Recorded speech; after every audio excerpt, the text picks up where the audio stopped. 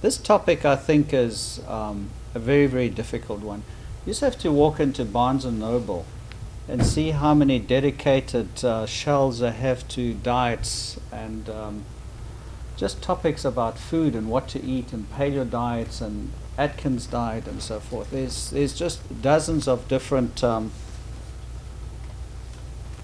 departments with any bookstore just describing how should we eat, and there's a huge amount of controversy about what are the right diets, what food should we eat. I'm sure you know about this. So that was one of the reasons to broach this topic, because we're trying to do this from a neuroscientific point of view as far as we possibly can. This is the basic outline we're going to follow today. Something about neurobiology, why there's a meat-gut connection, why meat is brain food, how it related to an increase in brain size 6 times over that of an average mammal.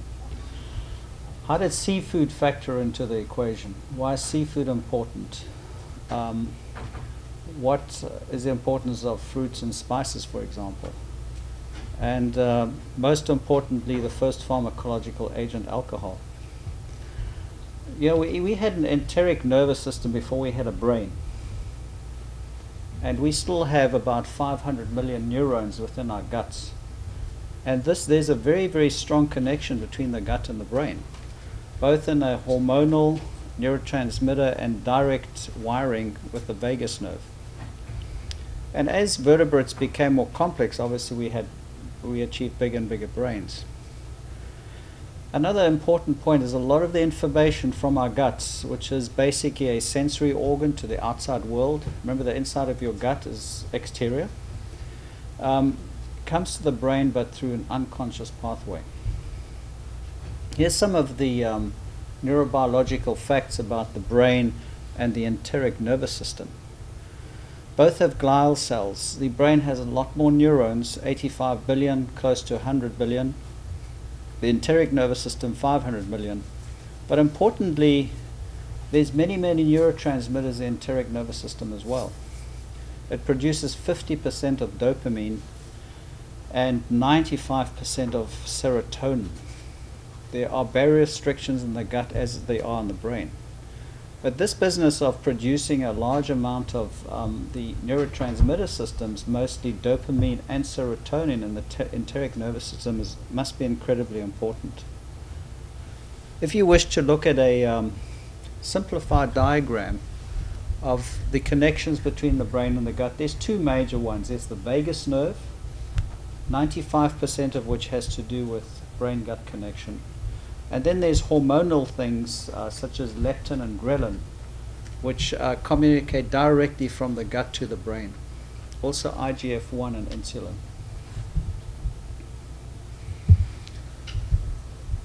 Now, our evolutionary past stretches back to hundreds of millions of years. And of course, we have a mismatch with the way we lead our lives today to the way our bodies were made many millions of years ago.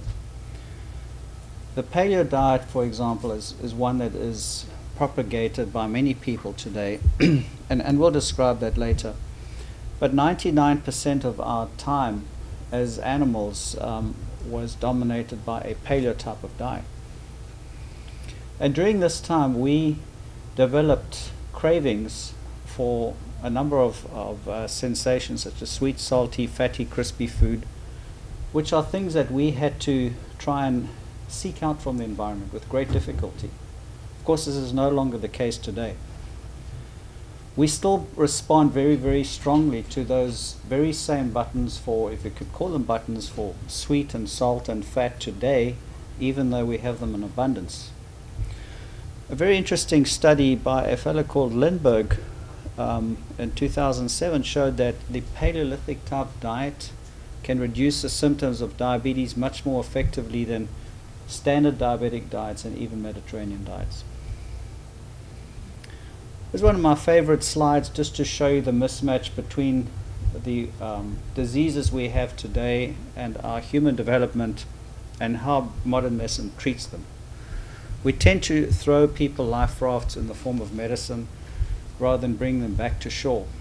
And one of the main aims we have at this institution, from the clinical side at least, is to try and bring people back to shore as well. And this relates to exercise, food, social, panic, anxiety, and we'll discuss that more later. During our development, there was a very interesting phenomenon that took place. It was called the brain-gut trade-off. As we developed a meat-predominant diet, and that is the story of the East Side Story, which we'll get to next, our gut size diminished and our brain size increased threefold over that of the nearest primates. At the same time, our brains consumed about 20 to 25% of our metabolic requirements. Compare that to 3 to 5% of the average mammal and 8 to 13% of the average primate. So a huge amount. In fact, it's 16 times more energy than skeletal muscle. I didn't know that there were 5 basic taste categories, but here's the 5th one. It's called umami, which is the savory taste associated with MSG. You knew about that, Venka? These were probably, the best way to explain them is to warn us about environmental toxins, such as umami and sweetness imply that food is nutritious, and a bitter taste is often a sign of toxicity. Salt craving, we don't know when this developed, but it must stretch back hundreds of millions of years when the environment was relatively low in salt. And you can still see that in East Africa, for example. The animals seek out the salt pans. So there must be some kind of deficiency in the environment if they do not specifically seek out salty environments. But of course, this is another example today where there is a mismatch between our physiological need and the psychological reward that we get from pressing these so-called hotspots in our body. Now we have a system whereby gut hormones directly communicate with our brains, specifically with our hippocampus. Synaptic plasticity, neurogenesis has been described, BDNF function, and other metabolic modulators responding to actual food intake as well as the neurotransmitter production in the gut.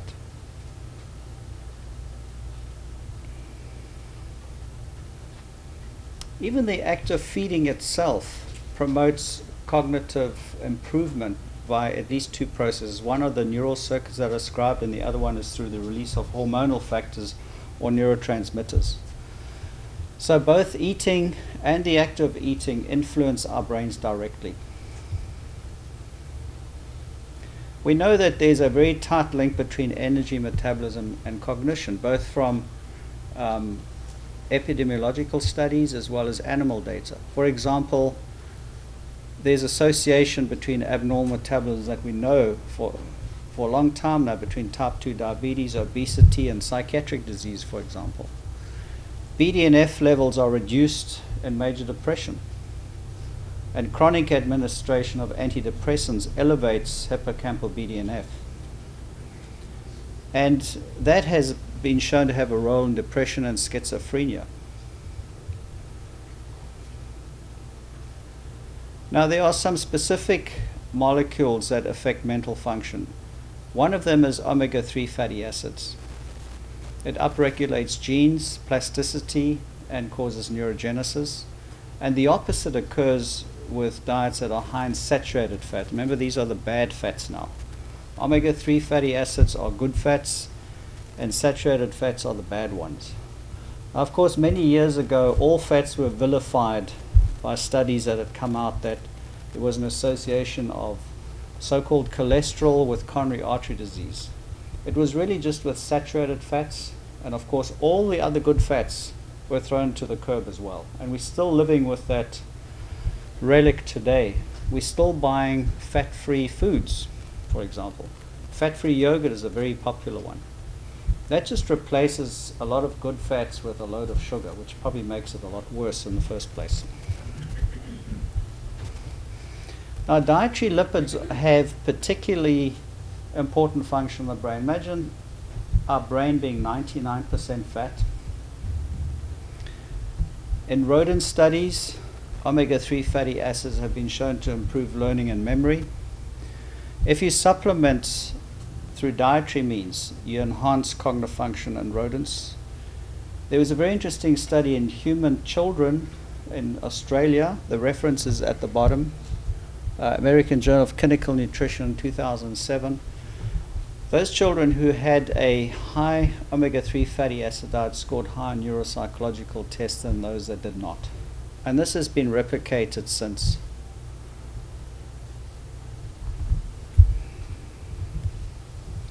Now, Holloway is one of the people who has studied the changes in the microstructure and the shape of the brain, for example, from the earliest primates to modern humans.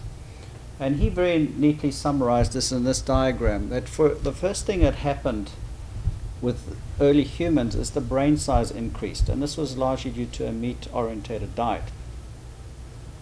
The second thing that happened was reorganization. In other words, the network started to develop in the brain. And then you started getting hemispheric specialization, such as language in the left hemisphere. And finally, there were neurotransmitter changes that we'll get to as well, in particular dopamine. And this all evolved in the last several million of years. For example, between 1 and 2 million years ago was the first expansion of modern humans out of Africa. They got as far as China, they got as far as Europe, and they died out. The ones that got as far as China was Peking man or Homo erectus, and that was a dead end for human evolution. The ones that got as far as the Middle East and Europe, much later, about 500,000 years ago, also died out, and those were the Neanderthal men.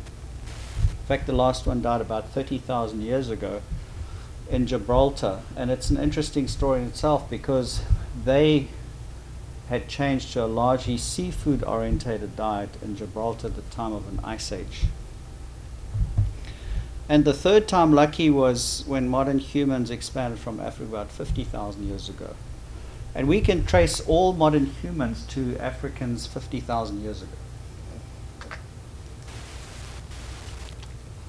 Now that's a satellite view of the eastern part of Africa. You can see the Arabian Peninsula at the top right. That's Lake Victoria in the middle. You can appreciate the west side of Africa today remains jungle, and the east side is largely relatively dry and arid. It certainly has lost the large majority of its trees.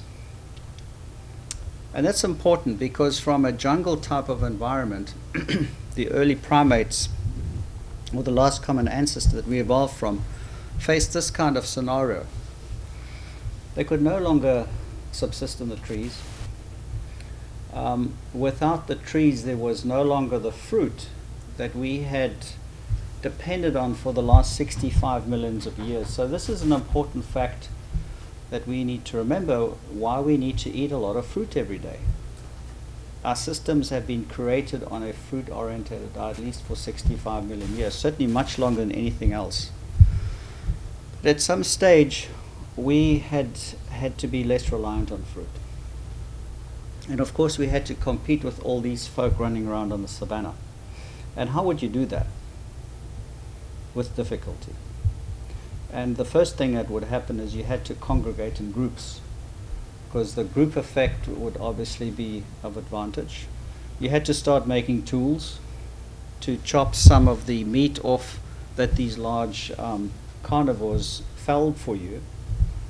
We had to scavenge. We became super scavengers initially in our lives, and then we developed tools, and the tools became better and better, and then we started going after our own. But the point is that about 3 to 4 million years ago, we had a largely meat-orientated diet because of environmental factors and geological factors. But something happened when we turned to meat and then subsequently to the seafood diet. Having first evolved from a very largely fruit-dependent diet, this is what happened. Now this slide is slightly in reverse. 3 is the area in green. That was the first expansion out of Africa between 1 and 2 million years ago. That was Peking man and Neanderthal man. They got as far as Europe and Asia and died out. Now, the one or the red the red markings are modern man that he expanded out of Africa about 50,000 years ago. Now they were able to conquer the entire world at that time. From 50,000 years ago, they spread to the rest of the world and, of course, were successful. Now, what made the change? What was different between the first expansions and the final one? Why did the first ones fail? And probably the reason is cerebral reorganization, and one of the most plausible explanations we have for cerebral reorganization is a seafood-orientated diet. And that has a story itself.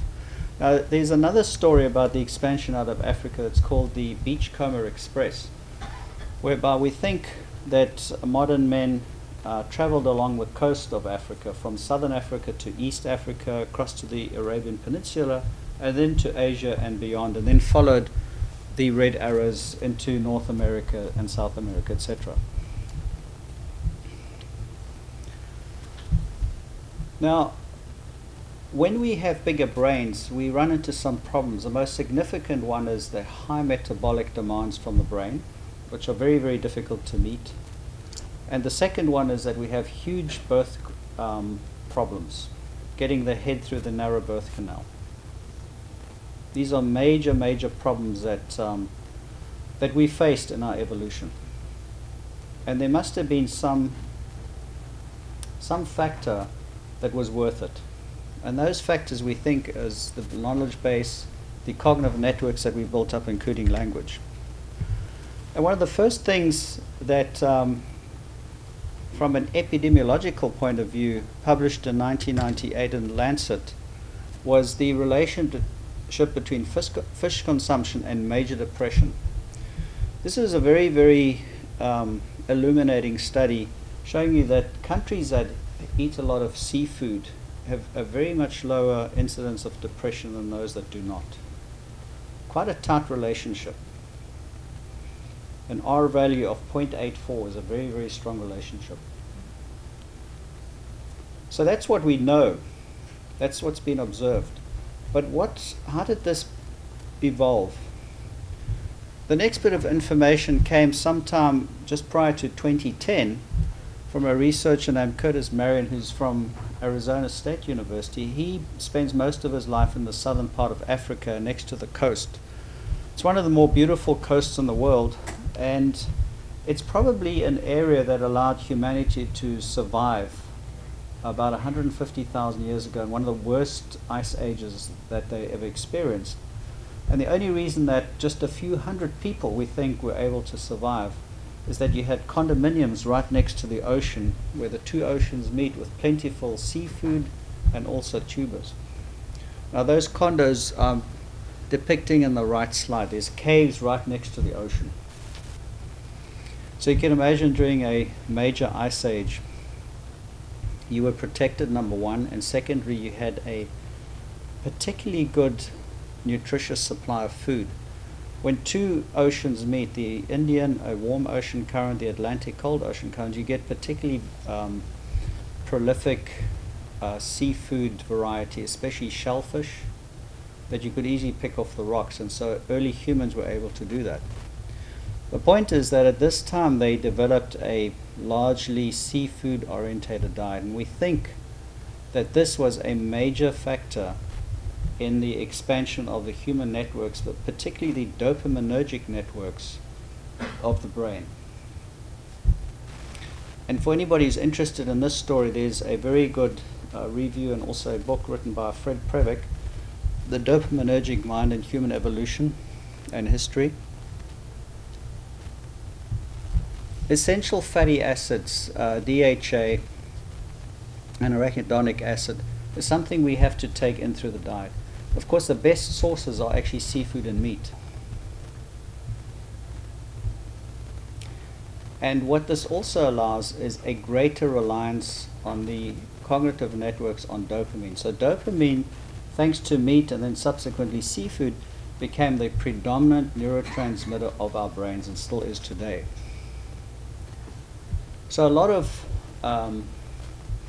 medications that we use today augment dopamine. For example, we do that for Parkinson's, we do that for traumatic brain injury, do it for cerebrovascular disease. But we also have diseases that are the hyperdopaminergic syndromes, which are the psychiatric diseases we see today, such as schizophrenia, bipolar disease, ADHD, Tourette's. These are all the side effects of a dopaminergic predominant mind.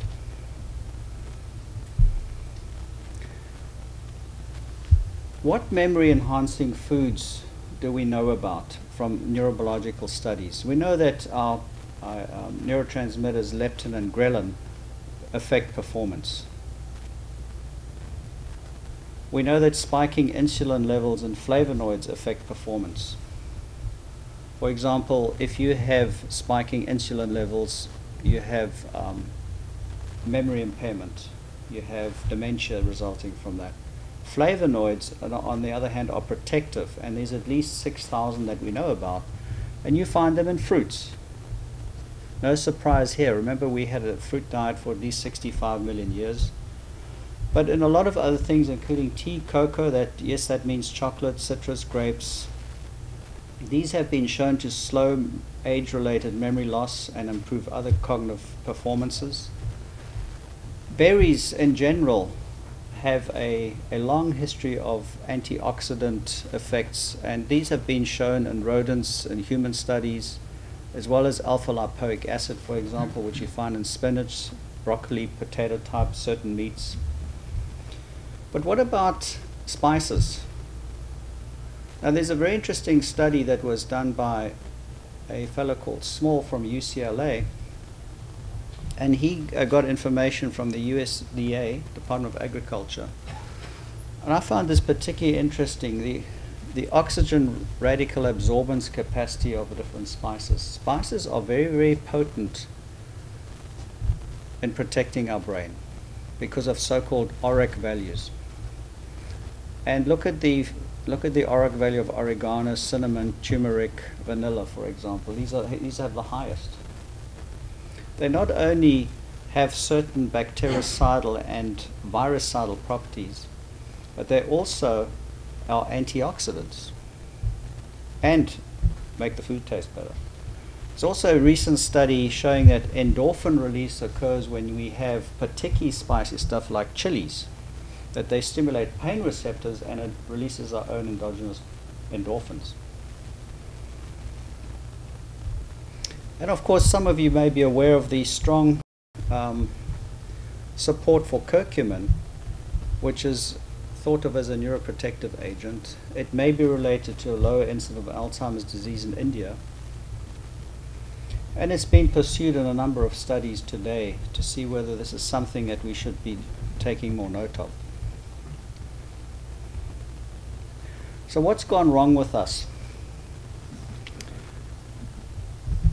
Now, for anybody who wants to read more about this, and these two books are just merely introductions. They're very, very good in the information they give you, but they're also a mechanism to open you up to a large selection of the latest literature on these topics. One is written by Kessler, who was a former FDA director, and John Allen is one of the neuroscientists at UCLA who wrote The Omnivorous Mind. They're both particularly good books that I can recommend for anybody who wants to read more about us and our foods. The worst thing that happened to us, of course, was agriculture 10,000 years ago. You'll see many studies pointing to the fact that since we developed agriculture, our body size, our skeletal growth has gone down, our nutrition has gone down, our body size has gone down, our brains have shrunk. You name it, it's got worse. But something else happened in the 1980s that we became particularly fat. And this was the concern of Kessler's book called The End of Overeating. And of course, to tie all this up, to explain all of this, is the mismatch hypothesis that our bodies were developed many millions of years ago, and we have different factors in modern society that relate to food.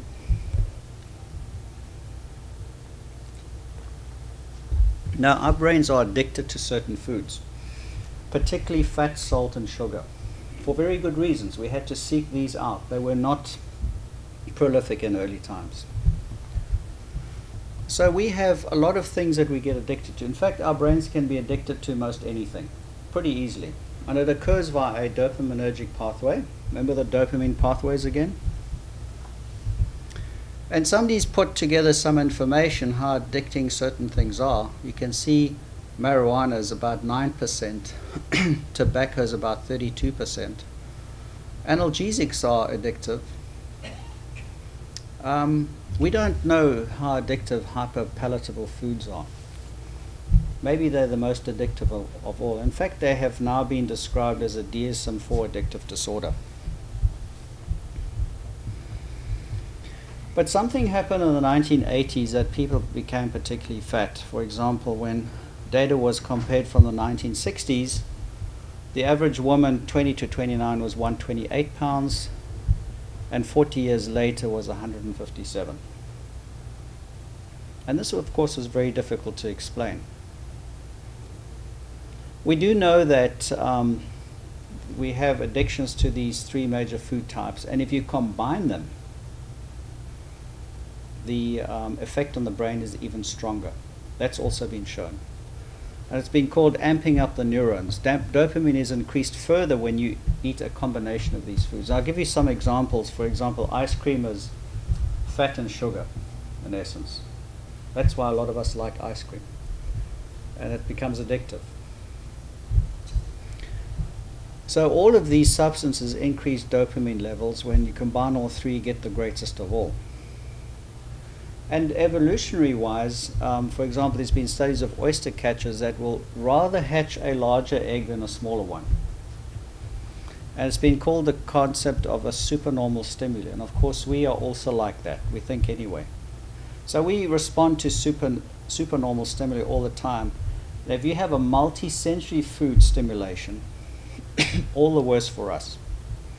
So what people do is they combine different things like bubbliness and syrupiness and sugar and fat in different combinations.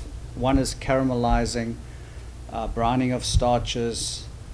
Fats give food a crunchy creaminess, thicker, richer sensation. Fat promotes the release of flavors.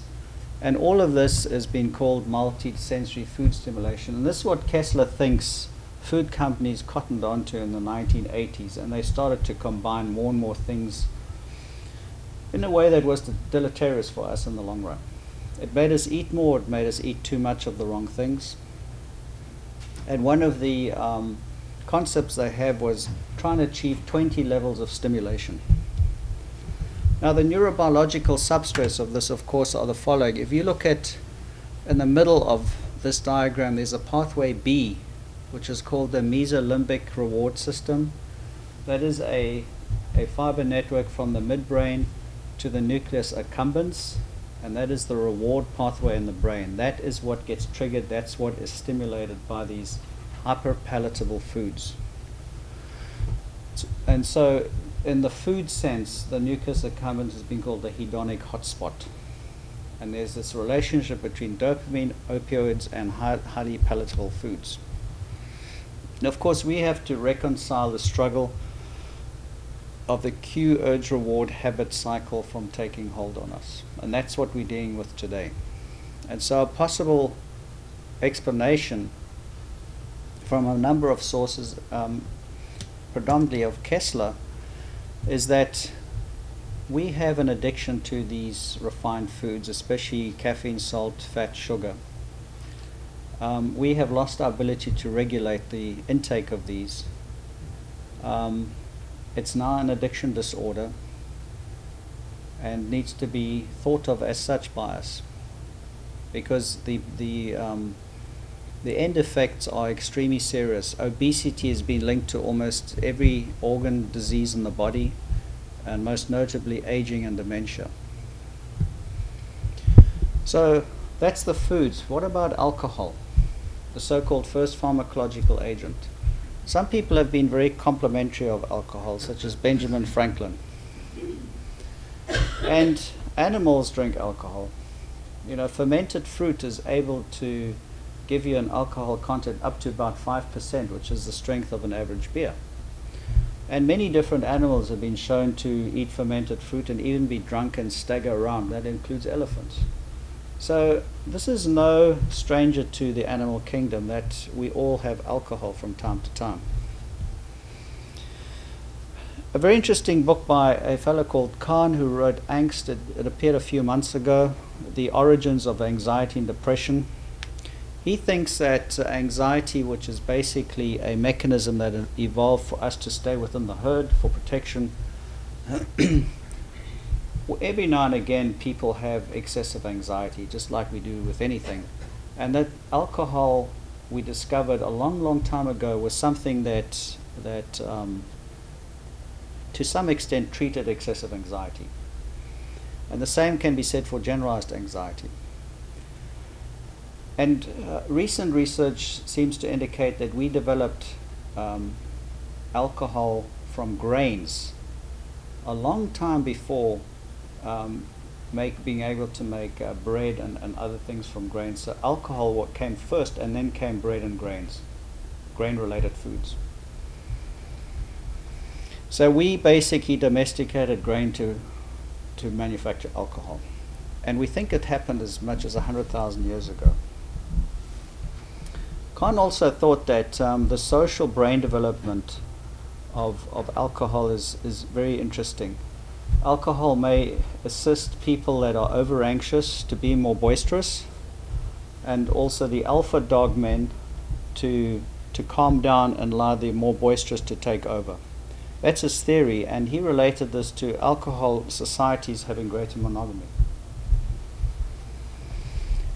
So it may have been a natural substance that we've used for a long, long time, at least 100,000 years, and it may have been a useful agent that animals as well as us have found to treat our own social and panic anxiety disorders.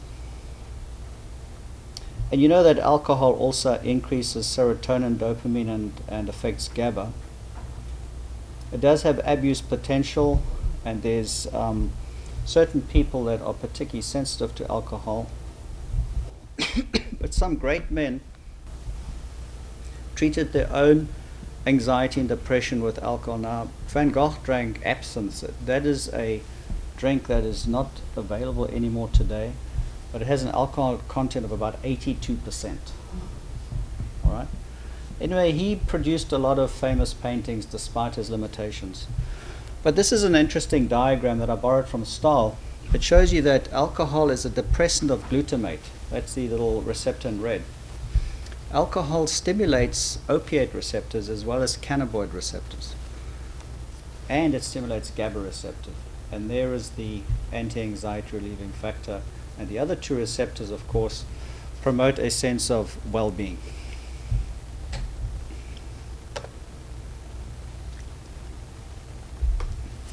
Now, memory became a very, very important network in the brain that we developed further. And that probably started first with the discovery and ability to make fire about 1 million years ago. And thereafter, we had to have a very good episodic memory capacity to be able to locate storage of our foods. And we see this still today in squirrels, for example, which are good examples of scatterboarders. They store their food all over the place. Then they have to remember where they stored their food. So you can see that mammals had to have very good episodic memory for a number of reasons. They also had to develop creativity to improve memory mechanisms. Now, John Allen thinks that there is a very, very tight relationship between what he calls theory of food, in other words, eating, and socialization, that the two developed hand in hand and have an important complementary action. Unfortunately, people today eat in a solitary way, but we never evolved like that. We ate as groups, as families. And there were a tight relationship between religion, familial connections, seasonality, and so forth. Emotional eating is something we see today when we have inappropriate buttons pressed for sweet and salt and fat. And of course, some people eat out of boredom, and hence another factor in the obesity problem. And it's thought that the theory of food, which is akin to the theory of mind, is a potential source of a cognitive enhancement. In other words, if you go back to the way we used to eat in groups, make meal times a more important occurrence, that is a possible buffer for cognitive decline, as is socialization, for example. And of course, the two are very, very tightly linked. So this could be one further factor in allowing us to promote something that decreases cognitive decline, engaging in food preparedness, cooking, eating together. It's supposed to be an important component. And at the same time, the way we're heading with big bellies, we're getting small brains. And here's some of the more recent literature on when you have a big belly, you tend to have a small brain. I don't know which one of these you'd like to look up, but there's many, many more. Obesity is linked with lower brain volume in 780 patients and MCI patients. And this is just a number of studies that I've found, that there's a direct, very close link.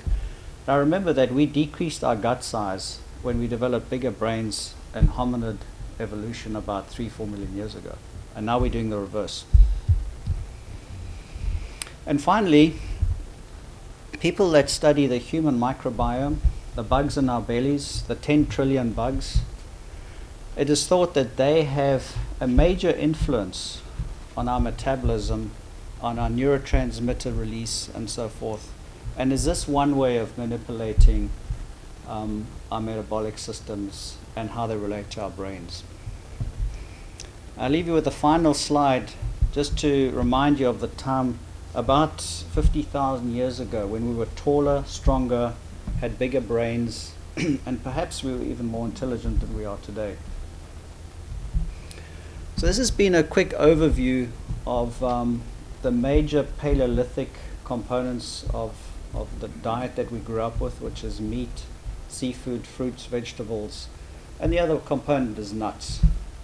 You might add some other things like spices, alcohol, but those are the 5 predominant components that we grew up with. And there's already emerging literature that following a paleo type of diet could be more successful in combating our neurodegenerative diseases than some of the diets that we've been promoting, such as a low-fat diabetic diet, even a Mediterranean diet, etc. Can I elaborate on the paleo diet? This has taken... This has been around for about 15 years, but you'll see more and more books appearing every year promoting a paleo diet. Those are the 5 components that I just mentioned. There's some very good researchers from the University of Colorado that I think his name is Corbin. He first promoted this about 10 years ago.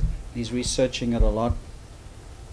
But many people have written about a paleo diet, and all they are doing is they're looking back on a typical hunter-gatherer type of diet and saying, isn't this what we're supposed to be eating, because that's the way our bodies were constructed. Now the big issue is with the Mediterranean diet, which is very similar, but of course the Mediterranean diet used to have at its base grains as the major component. Of course, that may be completely false, especially if you look at the list of researchers that have brought out books called The Wheat Belly Diet. And there's cardiologists that are promoting the complete abandonment of all grains, for example, interestingly.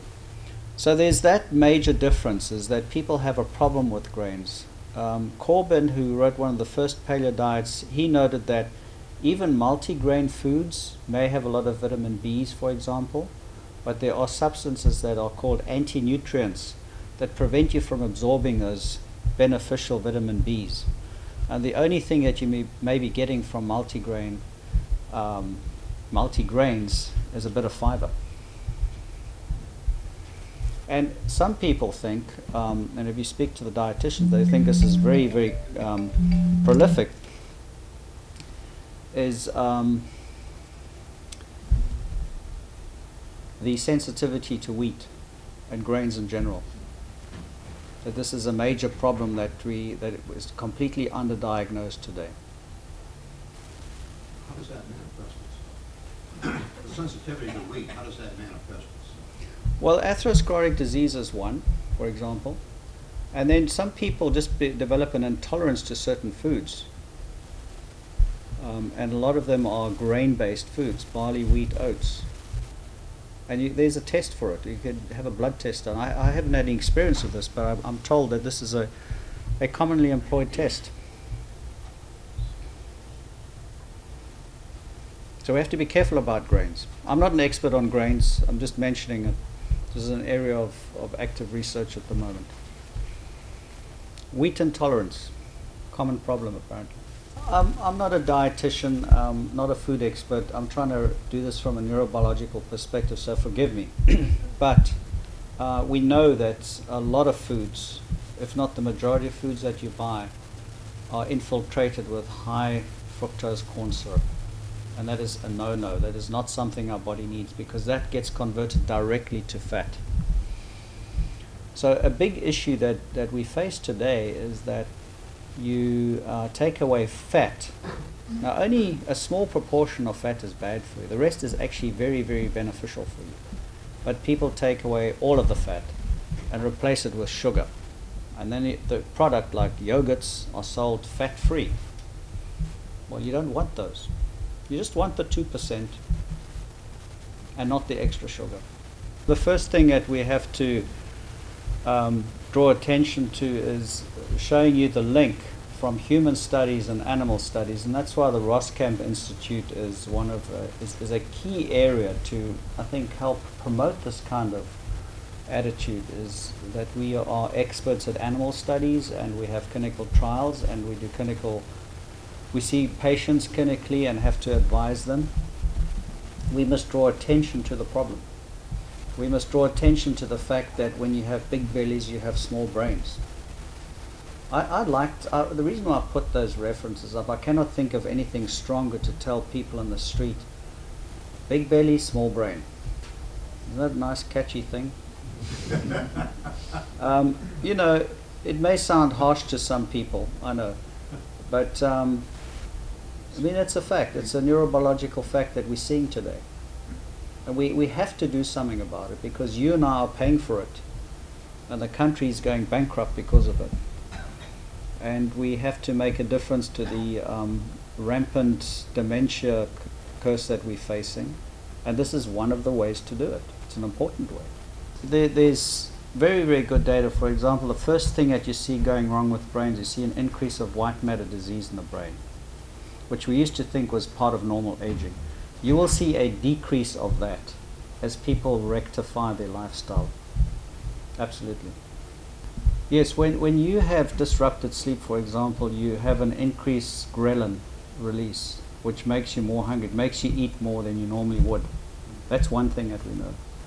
I don't know about studies on metabolism during sleep, but looking at another way, there's very interesting information from 2 separate trials that if you have a scheduled afternoon nap, controlling for everything else, you decrease your incidence of heart attack by 37%.